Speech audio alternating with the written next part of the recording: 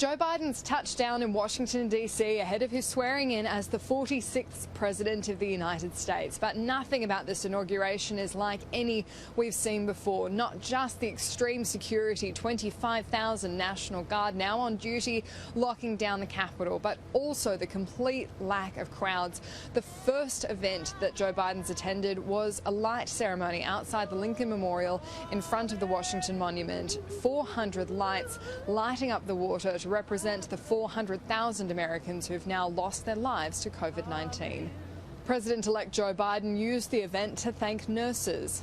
If there are any angels in heaven, they're all nurses. We know from our family experience what you do, the courage and the pain you absorb for others. So thank you. Thank you. To heal, we must remember. It's hard sometimes to remember, but that's how we heal. It's important to do that as a nation. That's why we're here today. Between sundown and dusk, let us shine the lights in the darkness along the sacred pool of reflection. Remember all whom we lost. His soon-to-be Deputy Vice President-elect Kamala Harris also spoke.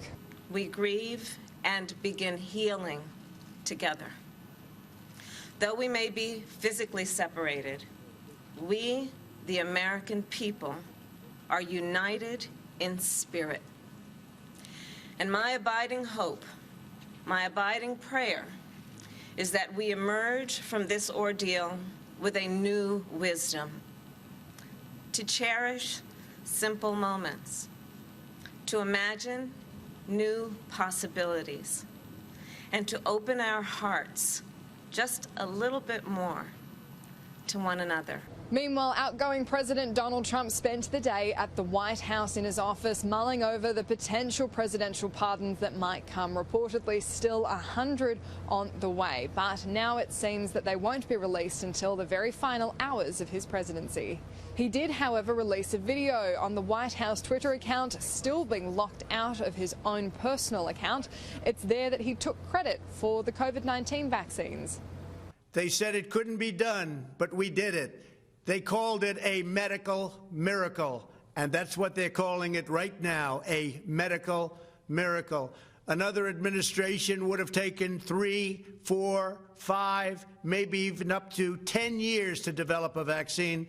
We did it in 9 months. We grieve for every life lost, and we pledge in their memory to wipe out this horrible pandemic once and for all. He also spoke about the legacy he leaves and left the door open for leading again. I fought for you. I fought for your family. I fought for our country. Above all, I fought for America and all it stands for, and that is safe, strong, proud, and free. Now, as I prepare to hand power over to a new administration at noon on Wednesday, I want you to know that the movement we started is only just beginning. There's never been anything like it. The belief that a nation must serve its citizens will not dwindle. And acknowledged the violence that took over the Capitol on January 6, even if he wasn't taking responsibility. Our communities will flourish. Our people will be prosperous. Our traditions will be cherished. Our faith will be strong. And our future will be brighter than ever before. I go from this majestic place with a loyal and joyful heart, an optimistic spirit, and a supreme confidence that for our country and for our children, the best is yet to come. That doesn't mean Senate Majority Leader Mitch McConnell agreed. The longtime Donald Trump ally today squarely placing the blame at his feet. The mob was fed lies. The lack of Republican support will loom large over President Donald Trump as he faces that impeachment trial in the Senate.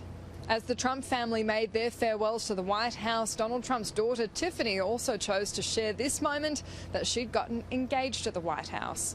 Most of the notable events of Inauguration Day have been scaled back because of COVID-19 and the security concerns. One of the most important things that will happen tomorrow will be the visit with Joe Biden alongside every former living president, including George W. Bush and Bill Clinton, in a show of unity that America so desperately needs.